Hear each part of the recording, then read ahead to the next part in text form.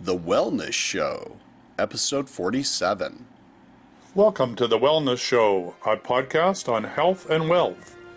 I'm your host, Tyson Bannigan, the founder of the Extraordinary Healing Arts Academy. Join me as we get the latest insight, tips, and strategies from wellness providers, coaches, and successful, heart-centered entrepreneurs, and much, much more.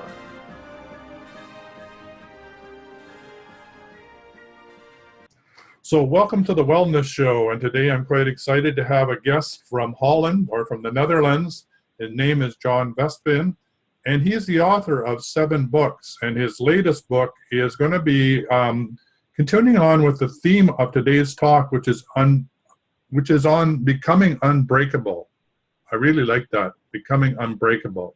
So first of all, let's have an introduction, John, from you and how you got writing books and why you got involved in philosophy and all those good things that are the passion of who you are. So take it away, John. Thanks, Tyson. Thanks for having me on. I've been an author since 2008. I started to write personal development books, basically out of frustration and a bit of dissatisfaction with the books you can find in the market. I've been reading books about psychology, philosophy for, I think, 20, 25 years, very voraciously. It's one of my hobbies. And at a certain point, I grew dissatisfied with the books that I could find because I found them very unrealistic, very much quoting each other without actually looking at the facts. And I thought I could write books myself, the kind of books I want to read, which are books based on real cases, based on reason, based on principles, based on logic. And I have been writing books about rational living since 2008. So what do you mean by rational living? I mean, first of all, before you answer that, I love the fact that you're dissatisfied with the books. I don't know how many books I've read where I love the title, I love the introduction. When I get into it, there really isn't any meat. It just doesn't satisfy me. It doesn't really give me a prescription. It doesn't take me on a journey from where I am to where I want to go. Well, the most exciting thing I'm left with is a title. So I get that. I understand why you may have been frustrated and why that led you to create your own books. That's great. So back to the question, what do you mean by rational living? Yes, rational living is a very simple it's a very simple philosophy. I would call it a branch of personal development. And it's based on one simple idea, which is that you can do much better in life in the long term if you take a step backwards and look at the whole picture and try to take rational decisions and to implement them consistently. So the philosophy is very simple, but implementation is extremely difficult because we all, human beings, we tend to be short-sighted in our decisions. We tend to panic when we are facing adversity. We tend to become depressed, become anxious, become extremely stressed when we are facing opposition. And the whole purpose of my books is to analyze cases of real people in history who have faced very difficult situations, and to analyze what they did right, what they did wrong, sometimes failure, sometimes success, and to draw practical lessons that you can apply in your life, which are really based on reason. My philosophy is completely different from positive thinking and the law of attraction, which I think in most cases is going to be unrealistic. And this is why I prefer to spread the ideas of rational living, which I think for most people are going to be much more productive. Well, it sounds a very intellectual approach, but what I did like what you said was to learn from failure, that we're all going to be confronted with failure, and rather than feeling that that's the end of the world or that we should roll over and die or give up, you're really saying that there's a positive aspect to that, which from a rational point of view, when you look at it and look at the case of others, provides an opportunity for you to reconfigure your approach and to creative approach to the problem. Is that, am I understanding correctly? Yes, perfectly. And let me give you an example from my books, a couple of minutes, because I think it's very easy to talk theory, but when you're facing with a difficult problem, with an adversity, when you're faced with an urgent problem, it's very difficult to have the reflexes to remain calm, to keep your peace of mind, and to take the right decision. And this is why it's so important to study as many cases as possible from people who have done this kind of situation, who have overcome this kind of problems, because then you will become automatically able to find a solution. And let me give you an example about this, the question of mistakes and failures. And it's the story of Vivaldi, who is a very well-known composer. I mean, most people know the Four Seasons, which is used very often in commercials on TV and also in movies. And Vivaldi was very well established as a musician because he was working for the church. He was living in Venice, and he was basically in charge of a choir and composing music for the church. But the salary was relatively low. I mean, he was comfortable, but he was not really highly paid.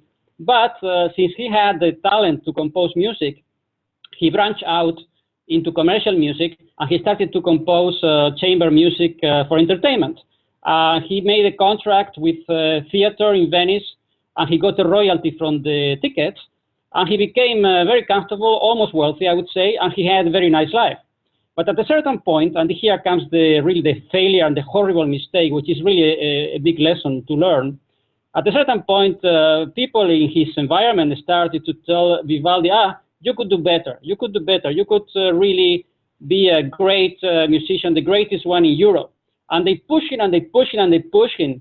And eventually he convinced himself that he could build a market for his music in the whole of Europe. And this was a huge mistake. The guy left his job, he broke his contract with the theater in Venice, and he started to look for concerts all around Europe, in Naples, in Rome, in the south of Italy, sorry, in the south of Switzerland, also in Austria. He completely underestimated the difficulties. He didn't realize how expensive it is to travel at the time, how difficult it is to get bookings, how long it takes to get paid, and eventually he destroyed his life completely. I mean, he lost all his savings that were considerable, and he went from place to place giving concerts. He never made any money, and he died completely destitute on his way to Vienna trying to find a job. So, I mean, this was possibly the greatest composer of his time. So the lesson is that you have to be very careful about this question of positive thinking and the law of attraction and this kind of stuff, because very often you have the risk that people are going to push you in the wrong direction, or you're going to push yourself in the wrong direction. And if you don't look at the facts, you might destroy your life completely, because the fact that you believe you can do something and you believe you can be successful, unless it overlaps with the market, is very dangerous, because just repeating to yourself all the time, I'm going to make it, I'm going to make it, I'm going to make it, doesn't mean anything. And if you keep going in the wrong direction, you could do considerable damage. Yeah, I like that. There seems to be another part to the equation, and I don't know whether you include this in your book, but it seems to me that, you know, as a composer of Vivaldi, if he had gone inwardly and said, you know, what is my passion? You know, what is it that moves me? You know, why have I showed up on time? He would have known the answer, which would have been appropriate for him to move forward. So I guess always the balance to the intellect and to rational thinking and the opinions of others is our own intuition, our own connection to source guides us. And it seems to me that if he had been still enough to listen to that inner guidance, he probably would have done things differently. Yes, but the problem is that you see the same mistake repeated all over again, a million times all over the time. And you see this in the United States, you see this in Europe, you see within your circle of friends, you see it in the newspapers. And I think it's very difficult for all of us as humans to try to behave and to think rationally, because we have this tendency and this propensity to listening to others too quickly, to becoming convinced by commercials and advertisings. Otherwise, you wouldn't see commercials if they didn't work. Obviously, we are very subject to influence.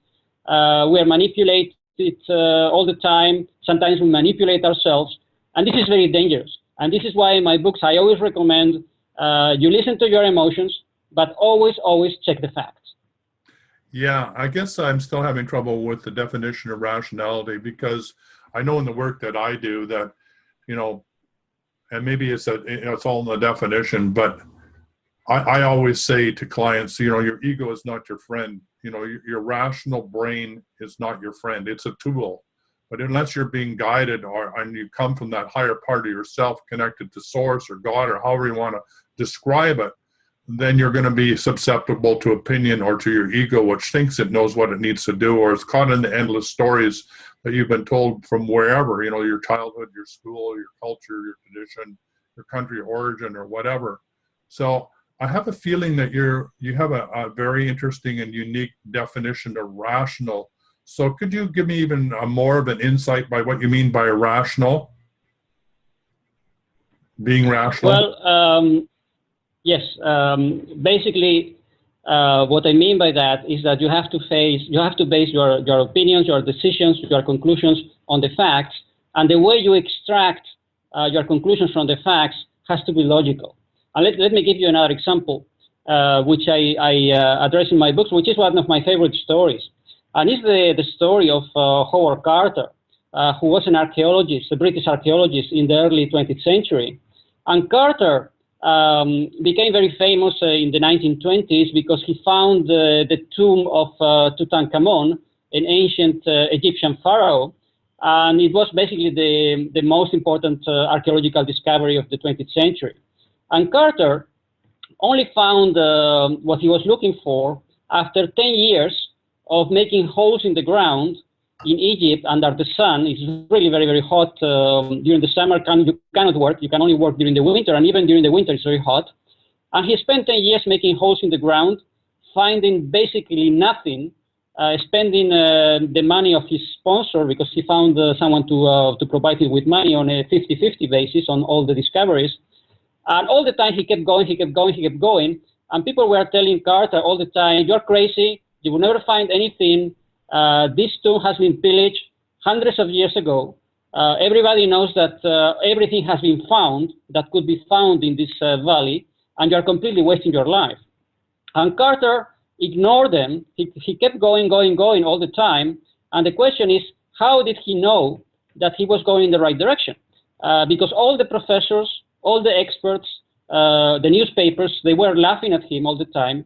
He was running out of money continuously, living very, very modestly, just on a hut on the riverside. And in the end, the way he kept going, which is really the teaching of the story, is that he became convinced that the tomb of Tutankhamun was there. They have to be there because he took the trouble to learn ancient Egyptian, to read hieroglyphics, and he went to the old text, to the inscriptions on the pyramids, the inscriptions also on the temples, and he drew the conclusion that the tomb had to be there. And every time that people were laughing at him, they were telling him that he was crazy, he went back to the sources, he checked the facts, and he said, even if everybody tells me I'm crazy, I know the facts, I'm right. And in the end, he was proven right. He was right. It was just, he basically found the tomb just by making holes every 10 meters, and eventually he found it. He was unlucky because it was in the wrong, he started in the wrong place, but he really covered the whole area, and in the end, he found it. And the example is fantastic because nowadays, when you hear this kind of stories, you will always hear positive thinking, the law of attraction, and this kind of stuff. No. Carter, in the 1920s, the law of attraction and these kind of stories, they had not been invented. And he kept going because he was rationally convinced that he was right. And this is the kind of philosophy that I present in my books. Well, I find that very interesting.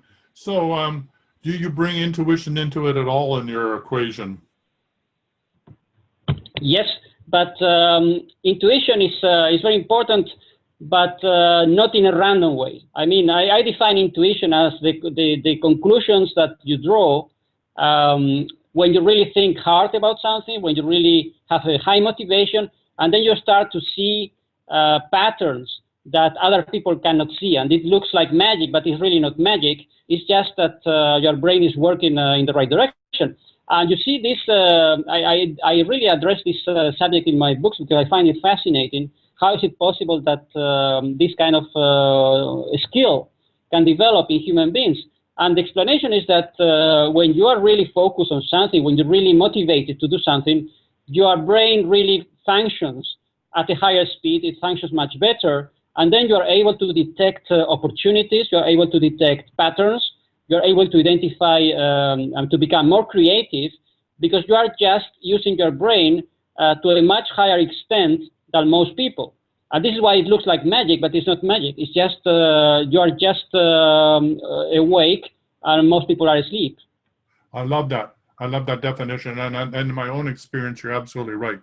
You know, when you're on a problem and you're getting at it from a rational perspective and you've exhausted all the possibilities, you put it all together and you go to sleep or whatever, you know, it is, then you have the eureka moment, you have the synthesis, you have the second order transformation where it all cuts together in a new way, sometimes in a dream, sometimes in an aha. So that makes perfect sense to me, how to use rationality, you know, in looking at all the possibilities that are before us, that pushes us into the intuitive aspect that kicks in at a higher level of integration. I love that. That makes sense. What about the other way around? I mean, do you think there can be a eureka or an aha that then you then start looking for the facts to support it? Like one of my senses around all this is there's a lot of eureka that happens first, and then the scientific methodology is kicked in to prove the aha that one has. So I'm just curious, in your philosophy or your understanding, can you go from eureka to, you know, to the philosophical or rational approach to the scientific methodology to prove your aha, or do you just see it as a one-way process? Well, I see it mostly as trial and error. And I present many examples in my books about career development and how people become successful. And I tell you, when you see people who are extremely creative, they look like genius, they innovate, they become famous, most of the time you don't see the backstory, that they have been trying for 10 years or 15 years different things and nothing worked, and eventually they hit something and then they became extremely famous and extremely successful. And let me give you a very short story from the books. And it's the story, I mean, you will know it very well. I think the story of Sigmund Freud, how he became the most famous psychiatrist in history. And Freud, when he was a doctor at the beginning, when he studied medicine in Vienna, he was a complete, I wouldn't say a disaster, but he was really average. I have to say that when you read his biography, I mean, the guy did a PhD, did experiments with animals. It was a complete waste of time. He didn't find anything. And then he got a job as an intern in the hospital in Vienna. He was very, very lowly paid. He was completely desperate. He could not get married. He had no money. I mean, doctors were really at that time in Austria. Austria was the Austrian Empire was the center of Europe at that time. There were too many doctors, and it was very difficult actually for a young doctor to make money. So what did Freud do? He started, I mean, he was not a genius, obviously, at the time. He started to try different things. And he started to try different ideas and to try to find a professional, successful career. And in the end, he heard about a doctor in Paris, Charcot, who was doing, he was hypnotizing patients, mental patients in the hospital La Santé in Paris. And Freud said, okay, why not? Let's take a look at this. He could speak very little French, but still he managed to go for a week to Paris with his very small savings. And he went to Paris to see this Professor Charcot give demonstrations of hypnotizing patients with hysteria, with depression, with anxiety. I mean, Freud barely understood anything because everything was in French. I mean, he was a German speaker. But he really got the main idea of how to hypnotize people and how to use hypnotism for psychological treatment. And he went back to Vienna, and he thought, why not? I mean, I'm not making money anyway, so maybe I should try this. And he started to spread the voice in Vienna, to spread the word that he was the only Austrian doctor who was familiar with hypnotism, which was, of course, nonsense because he had never done it. But he was so original, and he was so strikingly innovative that he started to get some patients. Very, very, very soon, he became I would say, the entertainer of the aristocracy in Vienna by hypnotizing people, hypnotizing patients. He started a private practice in the afternoon. And within a few years, he started to get a lot of patients. He had really a waiting list because it was really innovative. He was the first one, the first psychological experimental treatment in Austria. And Freud did not stop there because he saw very quickly that hypnotism worked only for 10% of the patients. So he started to innovate with other things, and then he started with interpretation of dreams. He started with the word association. I mean, he tried different techniques. He became very innovative because he realized that the only way to distinguish himself as a professional was to try new things. And this is how Freud became extremely famous, extremely prestigious, even if many of his writings can be considered mostly as science fiction, but still, he did the right thing. I mean, he never stopped looking for new ideas until he eventually he put it all together, and he became the most famous psychiatrist in history. I like that. One of his disciples, or one of his students, is called Carl Jung. And Carl Jung, it talks about synchronicity, talks about the collective unconscious. And so does the concept of synchronicity, of being in the right place at the right time, is that part of what you talk about as well? Or does your philosophy include that aspect? Yes, but again, I see this as a statistical event. I would not see it as a magical, because you see this in fiction and in movies, and it looks like you are destined to fall in love with this particular person, and you are destined to get this specific opportunity.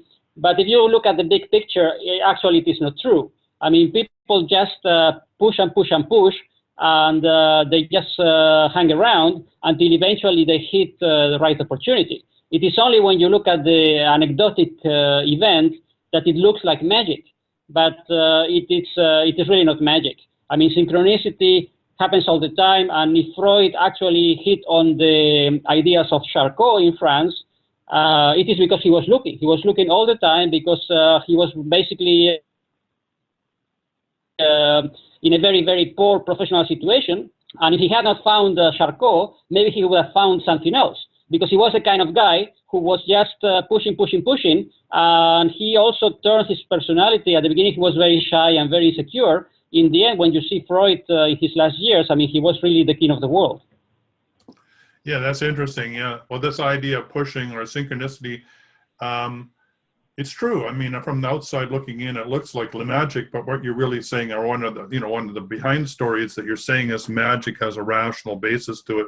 That there's a logic of the whole universe as it unfolds. There's a logic to it, and it is rational. When we don't understand all those interconnections from a higher perspective, or any perspective, then we're going to say it's synchronistic, or we're going to say it's magic.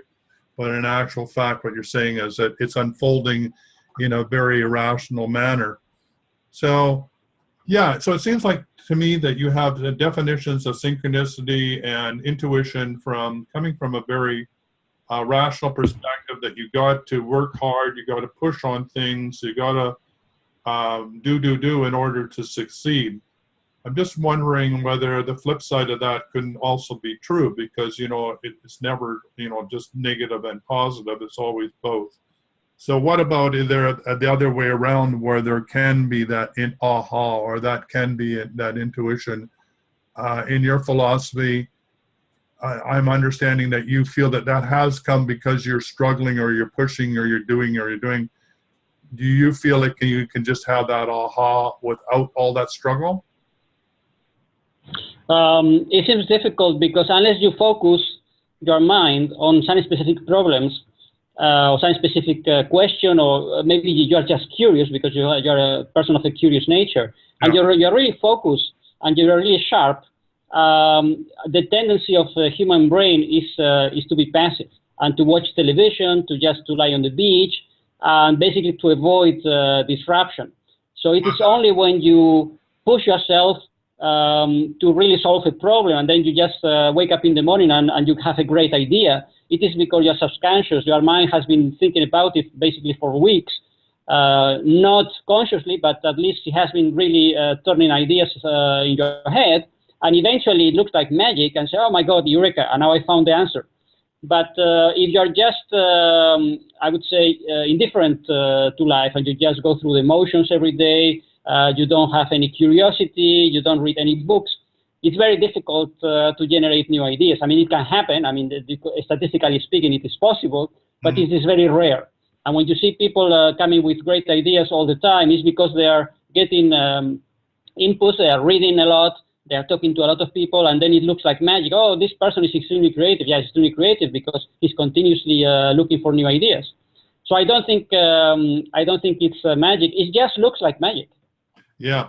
Well, great. So, I mean, so you've got some really what I would call hot tips. I know that maybe that's not the correct terminology from your point of view, but they really are hot tips for people, you know, for the people on this call. And so I'd like to go through some of them. One is to always be curious, right? Always looking for how things work together, looking for patterns, being inquisitive, being active in the world rather than being passive.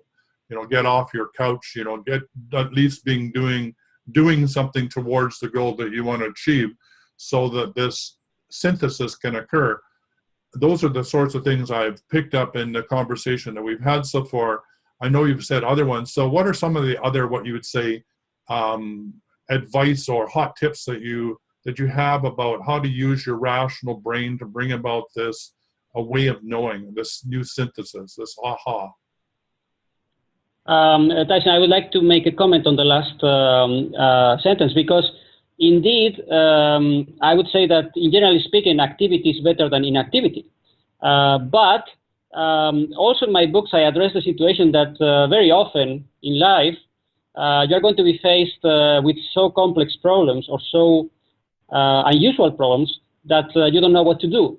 When you read these personal development books, they always say, you have to have a goal, and then you make a plan, and then you pursue your goal, and all this kind of stuff. But sometimes people just don't know what to do, and it happens very often, especially when you are entering a new field. You are young, you have to choose a profession, or sometimes people are dissatisfied with their profession and they don't know what to do. And this happens very often. And if you pick up a book recommending you to follow your goals, and you have no goals because you don't really have a conviction which way to go, it doesn't work.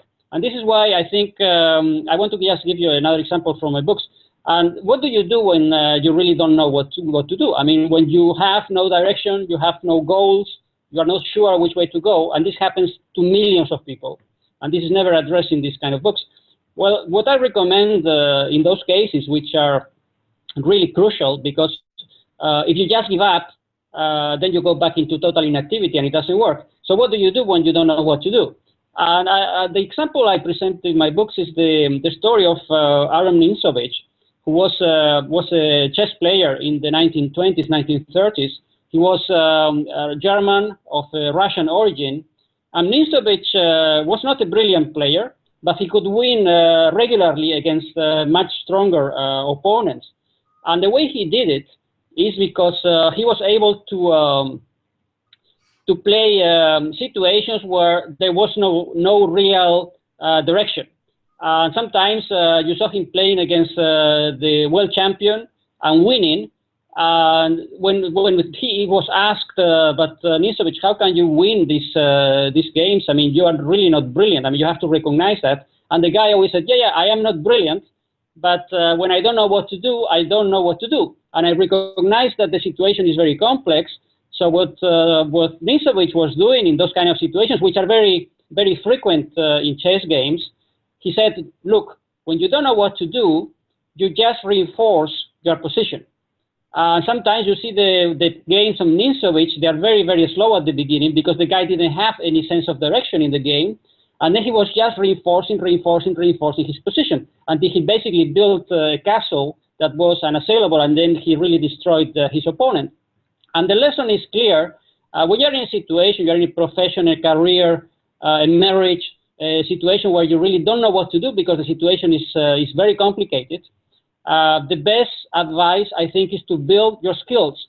Build your skills, build your assets, build your savings until you really figure out what to do. Don't go blindly into any direction, into any random initiative, because it might be very dangerous if you just make a mistake because you have no visibility. So take the advice from Insovich and reinforce your position, build your skills, build your savings, and eventually you will find a way when you hit the right opportunity.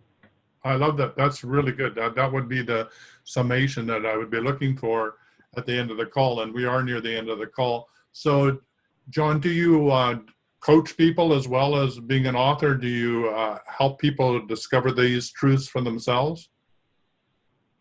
No, I limit myself to being an author, at least for the moment, but in the foreseeable future, I plan to continue to write more books.